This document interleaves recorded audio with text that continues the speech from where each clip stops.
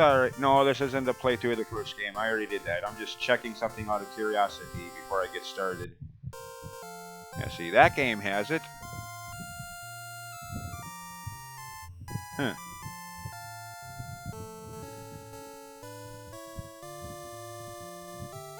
Right there on the first game.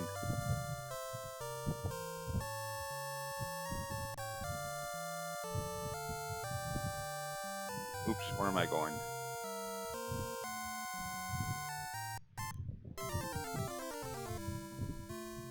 Okay, well, this one's a little different. This one don't have that, per se.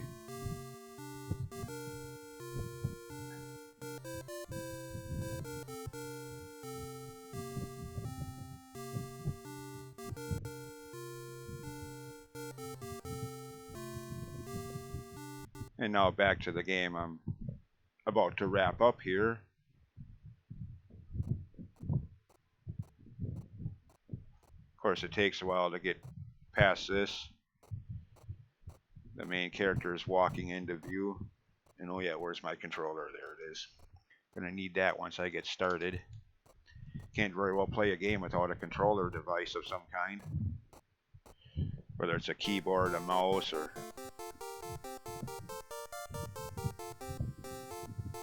But yeah. So it's there too.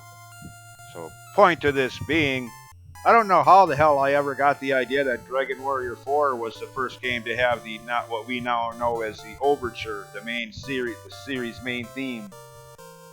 Like I think I said in my playthrough of part 4. How I ever got that idea, I'll never know. I mean, it was in the first game and it's in this one. Granted, it takes about a minute to get to, but...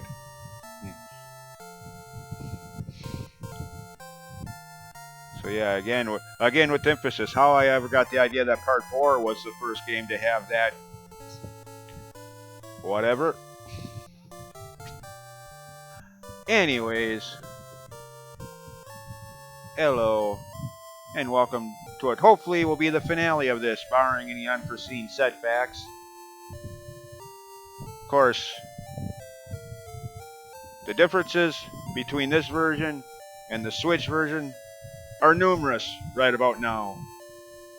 For one thing, the Prince of Canuck maxes out at experience level 45, and the Princess of Moonbrook maxes out at 35. In the Switch version, that was not the case. They all three went to level 50 maximum levels, which made the other two characters much more useful than they're going to be in this one.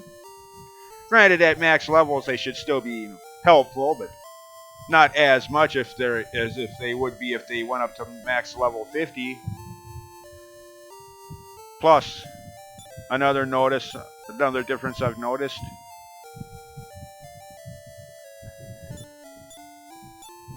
Yeah, she don't have the revive spell in this version of the game. Kind of useful in the Switch version. Both the prince and the princess had revive, or whatever the frick was called. Dang it, I was just playing the Switch version of the game too to make these little mental comparisons, these little audio comparisons. So, not revive, frick. Kazing, that's what they called it, yeah. Both the prince and the princess character had it in the Switch version of the game, which was kind of convenient. Here, just the prince does. So yeah, little differences like that made the Switch version so much better, in my opinion. But contrary to all my previous rants against this game, I have had fun playing the original again now that, I take the time to level up adequately and don't try to run from everything like I did back in the day. Making it here on whatever level I was, I don't even remember, it was so damn long ago, but making it up here to this final area way too under leveled, which again, if you like that kind of thing, to each their own. But I do not, I didn't then, and I don't today. In fact, anyways, I've been over that. Let's get moving for, again, like I said, hopefully the finale of this. Not that I want to, just get done with the game, but... Yeah, this is another difference, by the way. I've commented on this in some Twitch chat rooms, or Twitch stream chats, whatever. Bolwong. What the insert dirty word there is a bolwong? This is one of the few cases where I'd go, very few cases where I'd wholeheartedly go along with the mistranslation argument that some gamers like to rely so heavily on. Is in the Switch version of the game, it's an archdemon. So, yeah. How they ever got the name Bolwong, I mean, I get they wanted to change it because of the word demon, you know, trying to censor religious content, which Nintendo was notorious for in these days of the late 80s, early 90s. Wanting to censor anything that might be religious in implication. But how in the heck did they ever come up with the name Bolwong?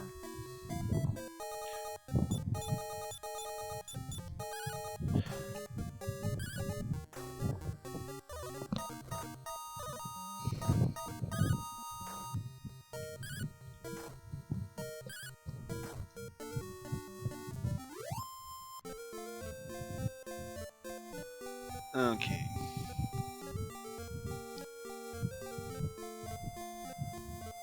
Wait a minute. That's still on. Alright, well, get that cursor out of there.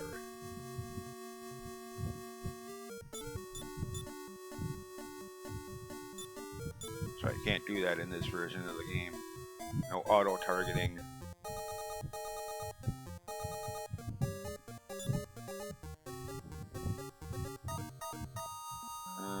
Nah, never mind. Yeah. Of course, I mentioned in the last video or a couple videos ago how wrong I was about the Falcon Sword. For, what, 33 years now? Well, actually, no, not quite that long, since this game didn't come out until the first game didn't have one, so... Since I played this game back in the day, I had always, you know, this game and any other Dragon Quest game that had the Falcon Sword, I would always diss it because of the lower attack power, but like I said in either the last video or the video before that, I was wrong. Sure, its attack power is drastically lower, but it makes up for that with the dual attack, especially when both the hero and the Prince of Canuck are equipped with it. Slice through a lot of random battles with less magic needed, so I can save the magic spells for healing, like right now. Whereas used to be I'd have to rely on like kaboom spells, or in this game's case exploded, but a lot more for tougher enemies. So yeah. Again, thanks Cobalt. For those who don't know who I'm talking about, there's a link to his channel on my homepage, tcobalt43. Person that's been streaming every Dragon Quest game in chronological order since last summer. Now up to 11. But yeah, it was in one of his streams that he'd mentioned that, and I thought I'd check it out. The Falcon Sword really is useful.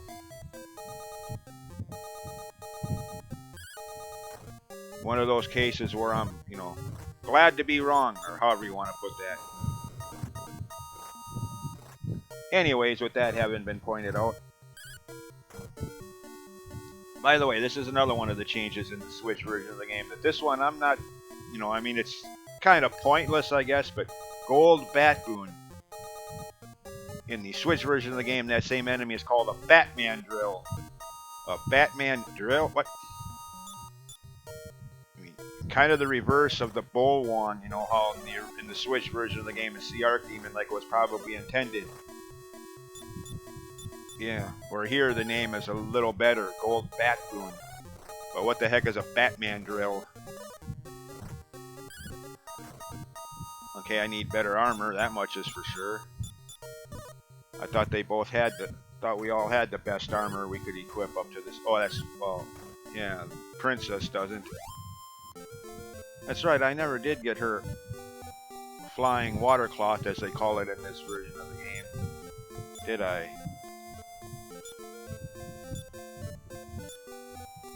no. Got those things.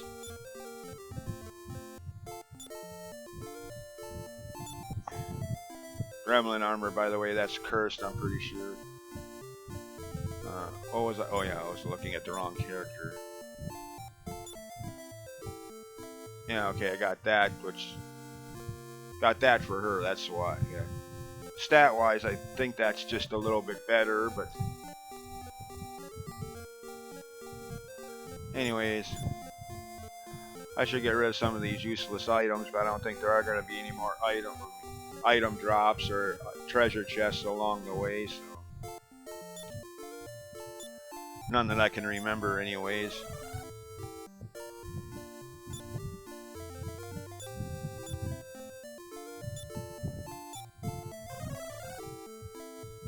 And even if there are probably weapons for either the hero or the prince, and I'm not going to substitute the falcon sword, as I was just talking about a few minutes ago, how useful that is.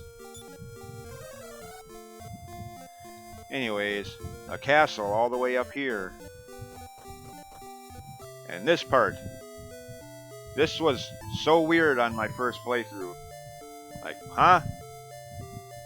This is kind of familiar. I've seen this place before. Yeah, this is where I started the game. What the heck is it doing all the way up here in the mountains? What? Well, I can stay at the inn. Well, I can always get my MP back, I suppose.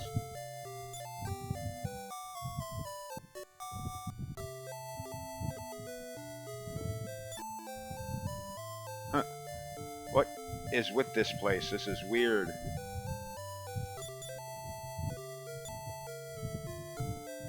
Don't really need either of those. Yeah.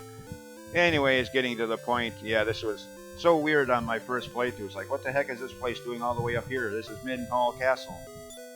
What, did somebody time warp it up here or something? What the... But, I don't know who tells you anything about this in-game, but if you bothered to go talk to Rubus in that little island shrine south of Middenhall Castle, I mean the real Middenhall Castle, and that little island shrine south of it, talk to Rubus after getting the 5 crest sigils, getting her charm item, and finding which one charm of Rubus. Yeah, there you go. No, not... Use it here. Again, I don't remember who in-game tells you about this. It's been a long time since I've had to worry about that kind of hints for this game, but now that's more like it. Could fight those guys, but nah. Okay. Oh yeah, step guard, that's what I was looking for. Somewhere around here there's a... Forgot what key it was. I think it was a silver key. Okay, somewhere around here there's a door. If you go into like that room over there, my mouse cursor is even showing up on screen here. Yeah, okay, it is. If you go into that room there, the screen transition, you can see exactly where the door is here that I'm trying to open from memory.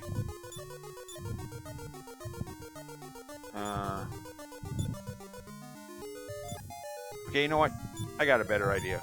Instead of messing around with the different types of keys. Okay, there's a door around here somewhere.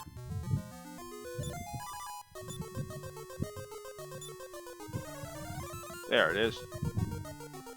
Okay, step guard again. This thing should have more of a time limit than the way it works. Since I stepped on this normal tile, the effect of the step guard wore off. You gotta cast it again for this. Kind of bad, kind of dumb, but oh well. It's that way in the Switch version of the game too, so you can't really say, oh, the remake is better, which it is, just not in this case.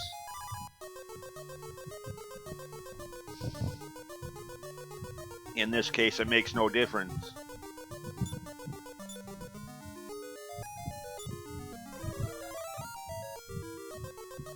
And again,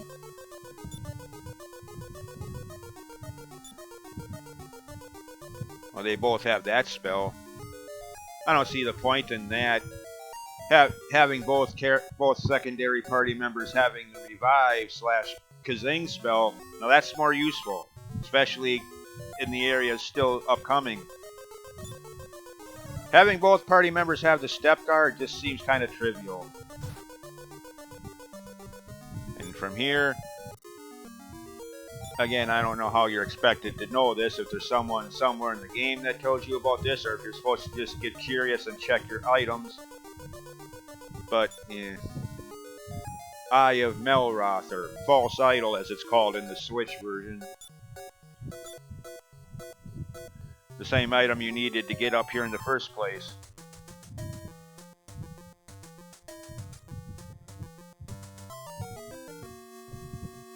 More Bolwongs. And again, what the is a Bolwong? The question. Many people that I knew back in the day that were fans of the Dragon Warrior games in the first place. The question that many of us were asking back in the early 90s. What the blank is a Bolwong?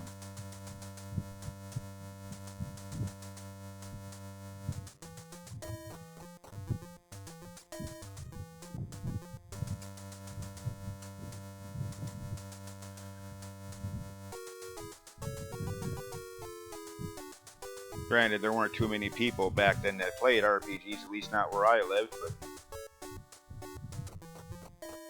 most of the gamers I knew back then were into like Mario or Mega Man. Mario I liked. Mega Man I never really got into.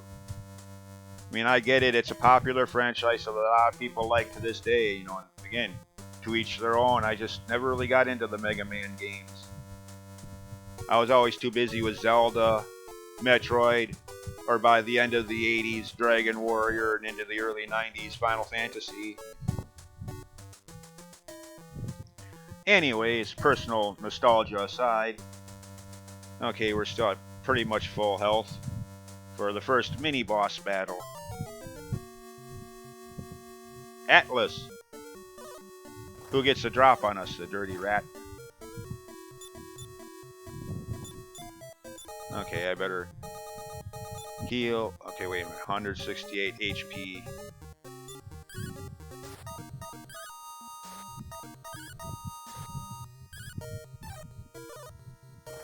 Hey! Well, never mind now.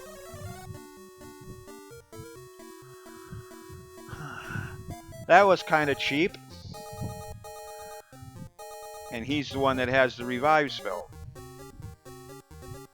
Well, this run is shot.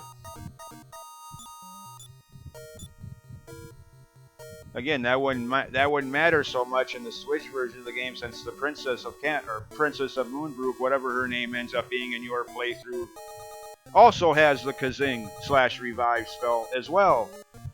So in this case, I could just use her revive spell to revive the prince. Yeah. But yeah. Well, this attempt is shot.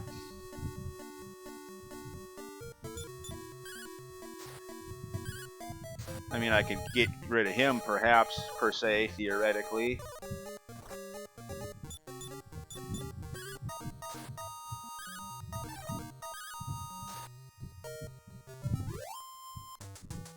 Luckily, once you defeat one of these bosses, they stay dead. I think, in this version of the game, I think the way it worked is if they stay dead unless you save your game and turn the power off. I think that's what then they respawn. I think that's how it worked. Again, I don't remember. It's up until this playthrough just now, it had been over 30 years since I played the original, so I'm not entirely sure, but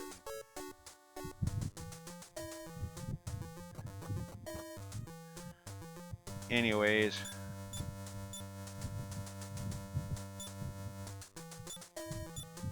Wait a minute, did I ever bother to...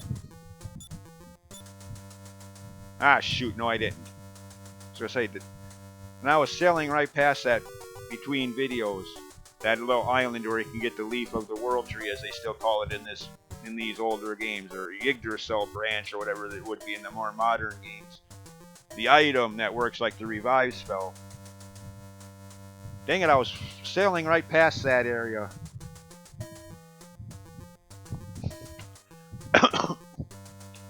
Didn't even think to pick up one of those. Oh, I did. Okay, good. Good.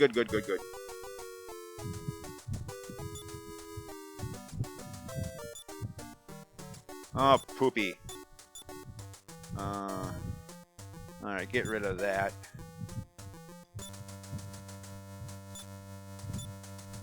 Lars, give me that item. No, that's not what I wanted to do.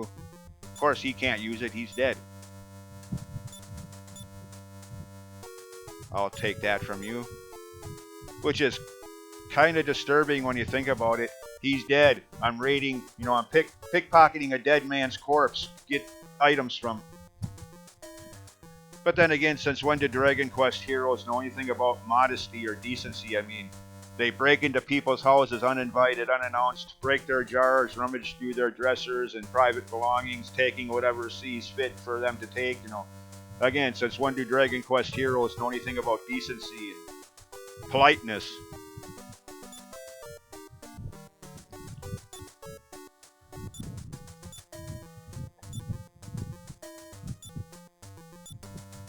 Okay, now. Good. Don't have to hang it up so far, or so to speak, after all. Okay. At least not yet. Granted, spoiler alert, there will be 2 more of those mini bosses before the main boss. So, we'll see what happens with them. Okay, good enough for now. See, I think it's the last one, and up. Yep. Okay, an upgraded bat boon.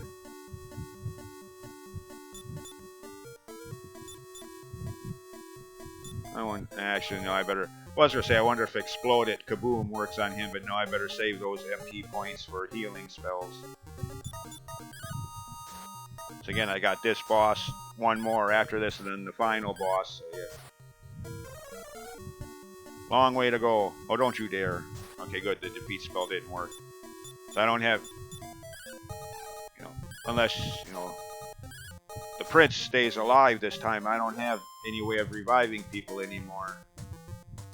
The Prince of Canuck dies again. Well, then I am screwed.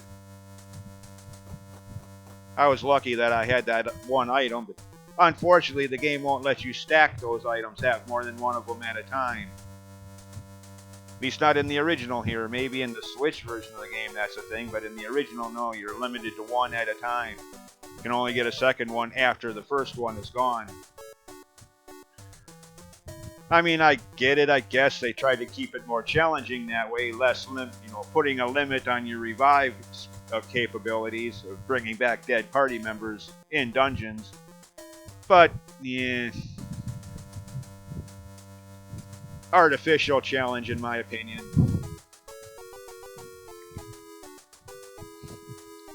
Anyways. Okay, how are we doing? Before I take any... Yeah, okay, I was going to say, before I take another step, how are we doing in terms of HP? Upgraded Bolwong Archdemon. But again, with both the Prince and the Hero dual wielding with Falcon Blade swords, even these bosses are easier than they otherwise would be. Except for when they do that. He's got the Kaboom or Explode It spell himself. Just like his weaker counterpart, the Bolwong, did, or does. Okay, okay, I might regret this, but let's not heal up right now. Oh, he can do that. Oh, you dirty rat. I don't like it when bosses can do that. Common enemies, fine. But when bosses can cast heal all on themselves, that's where I draw the line. That's cheap. Again, common enemies, fine. Because their heal spells usually, don't even heal half the damage you just dealt to them. Good, that's better. But when a boss like that can heal all, that's kind of cheap. At least to me, I don't know. Disagree if you will, but...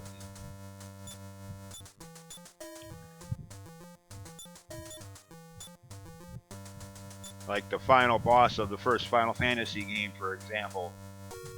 Did that at least, what, once or twice in my playthrough of that game for the channel here.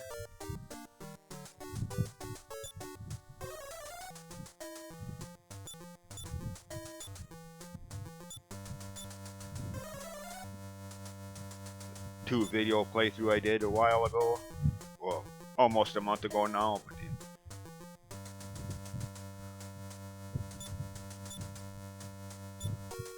anyways, heal everybody up to full health.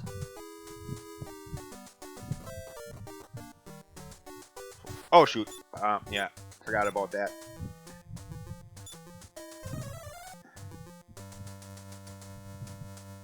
Well, there's Haragon, the person we've been hearing about since that intro sequence that was added to the American version of the game that wasn't even there in the Japanese original, as I pointed out at the very start of this playthrough.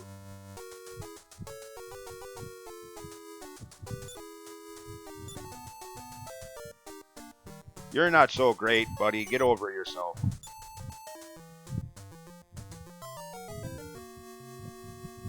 Haragon. Let's see.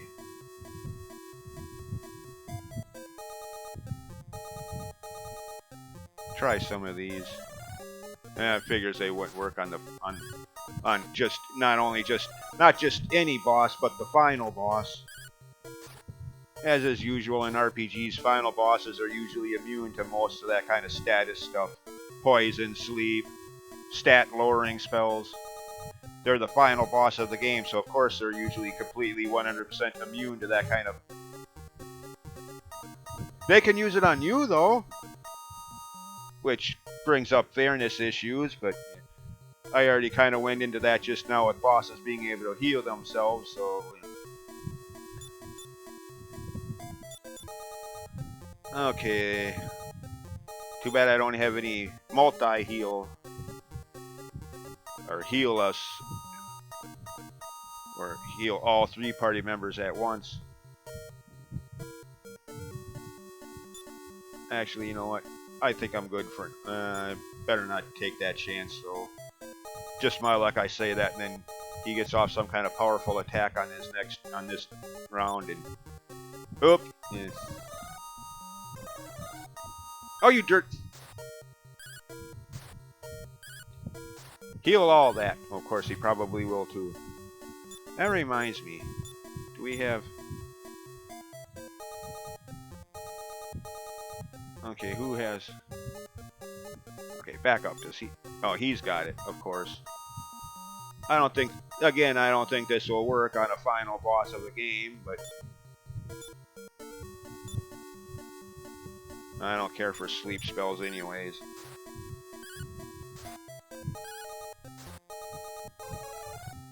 No, I didn't think so.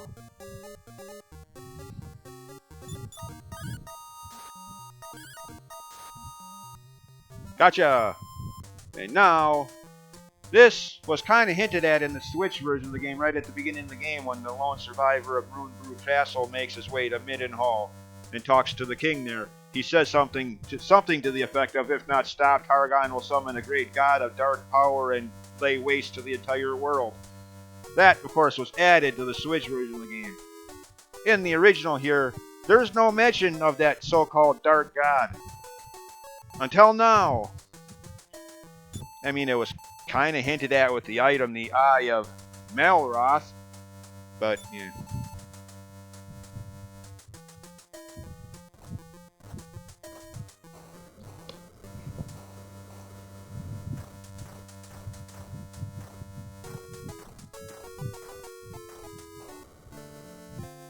The real final boss of the game. Of course, what kind of sucks about this is the animation, well, not really animation, but drawing of the artwork of his wing thing there, covering up the princess, to some extent, covering up the princess's HP totals. I mean, it's still visible enough, but... Anyways, speaking of which,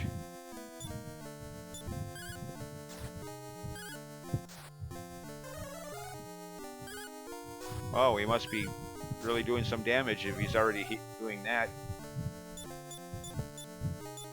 Alright.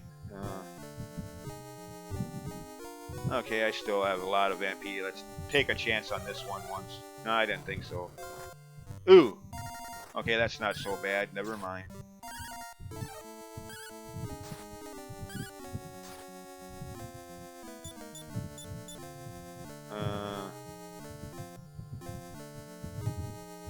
Yeah, just in case, I suppose.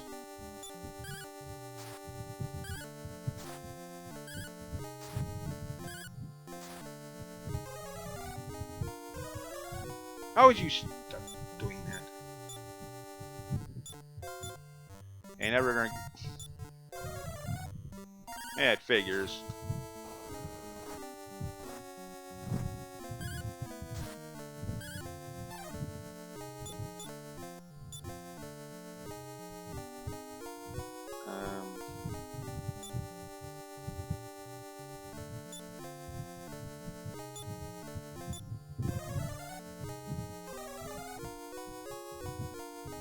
It just works for defense. I was hoping that might be like oomph. Ah, shit. I'll just go all out on the offensive, I guess. Probably not gonna win this battle now. Our healer died, and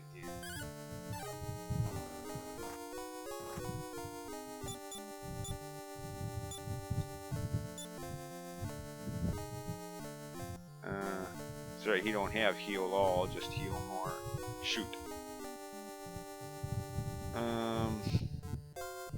And it's desperation attack.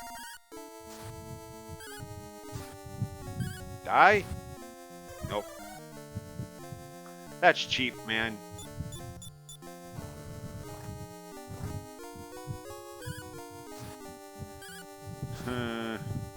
Well, on the positive side, should be, other than the common random battles, as far as boss battles go, it should be a clear shot all the way back up here. If I'm remembering correctly. I mean, again, you have the random battles, but actually...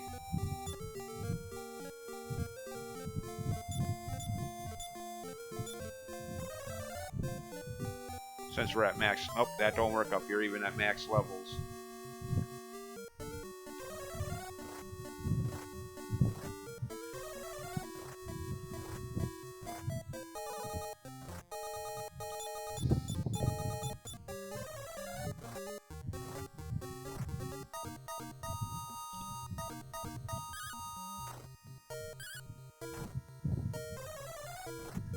Whatever, game.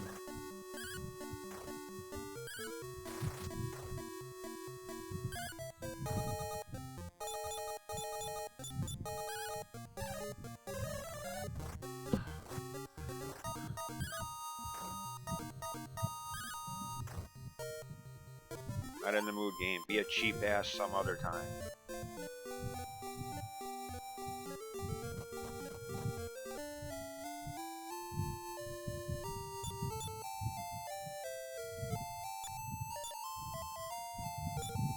Of course, there's confirmation that that we can't level up any higher. That we're already strong enough. Anyways. Alright, let's try this again. Edit it out the return trip back here.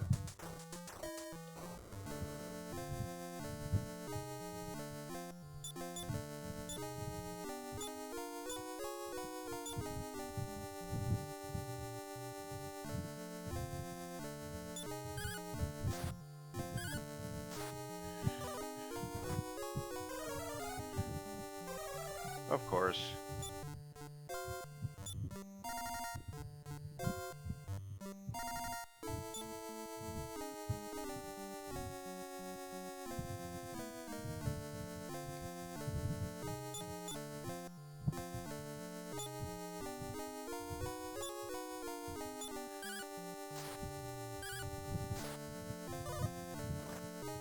Ow! Damn, he hits. Of course, he's the final boss. He's supposed to hit for a ton of damage, but still.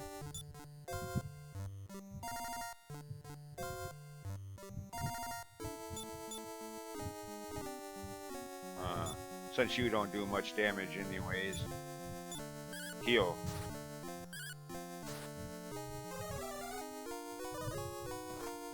Ow! Holy crap. 120. Ow! That hurted. Oh, then I healed the wrong person. Ah, crapola. Okay, that's better. That's more like it.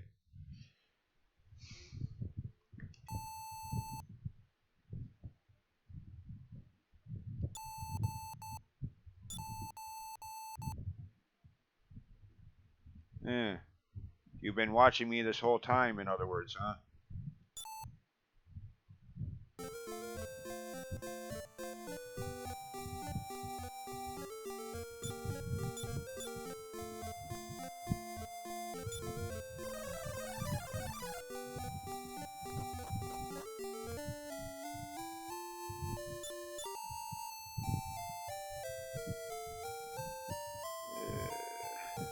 Yeah, something like that.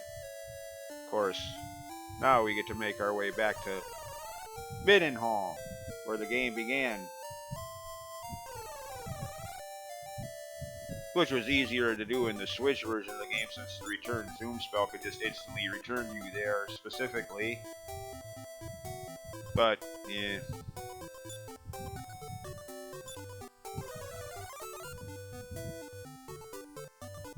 Of course, you could talk to people along the way, but they all have, there's like 3 different dialogues that they all either, one of the 3, repeat over and over again.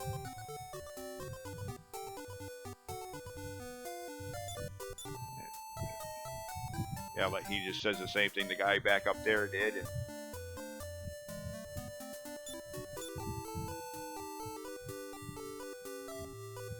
And okay.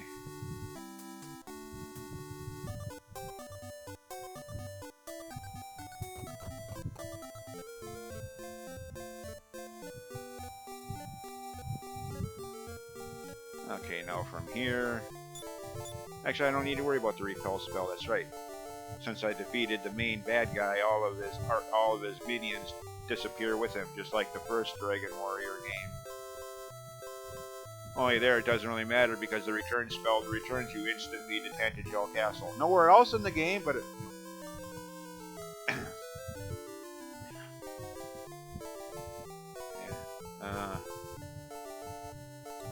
so yeah, I don't need to worry about the repel spell here. There are no more enemies left in the world. Okay, now where? Okay, this I think is the... Actually, that'll work.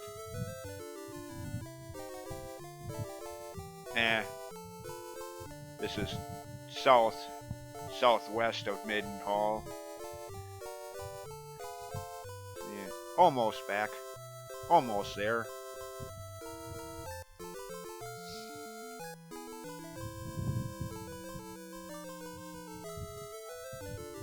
Oh, okay, never mind, I didn't. Yeah.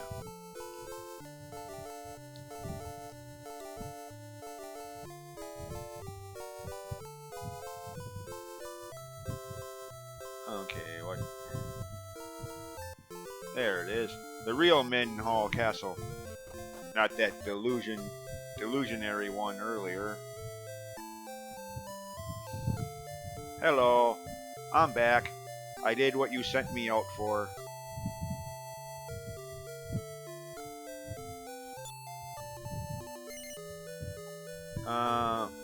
Sure, why not?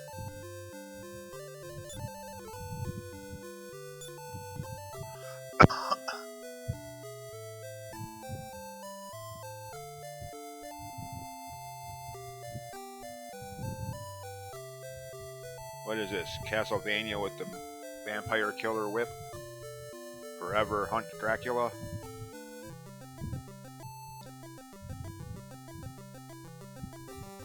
Then peace returned, and now the game is over.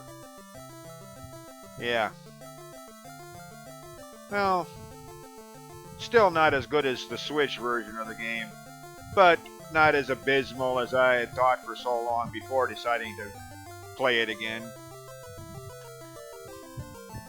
Again, for what, the dozenth time throughout this playthrough, my main problem was my own playing, not a fault of the game itself, but how I was playing it, running from everything that the game would let me, and then making it to the later areas of the game way too under-leveled, and having the game kick my butt as a result, and that's why I hated the game for so long. Not necessarily a fault of the game design itself, just how I was playing it.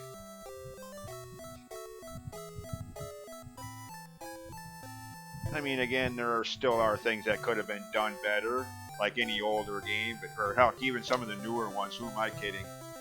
I mean, even the Switch remake, some of those names, Batman Drill.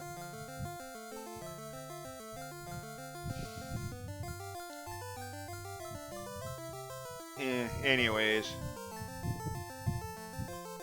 good game. Not my favorite in the series, but at least after playing it again, it's not my least favorite in the series anymore either, so.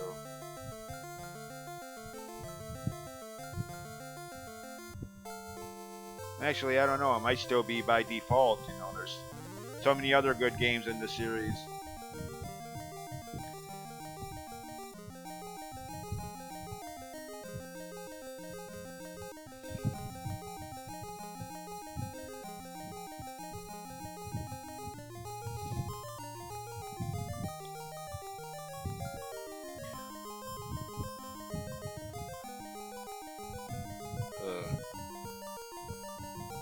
Yeah.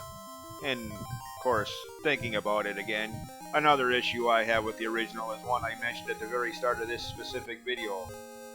How the Prince character maxes out at level 40, experience level 45, and the Princess at level 35. Granted, by the time you get to those levels, as you just saw, it shouldn't make too much of a difference. It's just the idea, why have a level cap? Or if they're going to have a level cap, at least make it like they did in the Switch version of the game, where they all max out at 50. Kind of like the NES original of the first Final Fantasy game, where everybody maxed out at experience level 50, regardless of their job class vocation. Just 50 was the highest level there was for anybody in that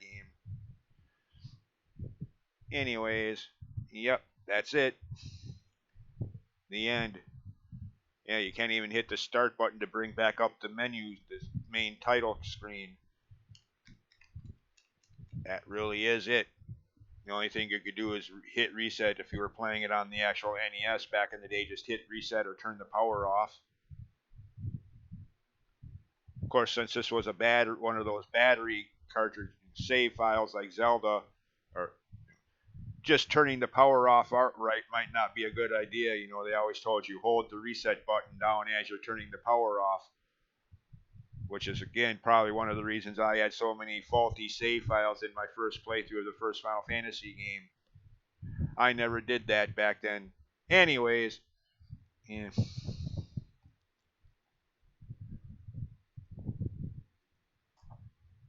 As always, thanks for watching, and see ya for Dragon Warrior 3 NES Original, the next game I'll be uploading now that I'm done with this one.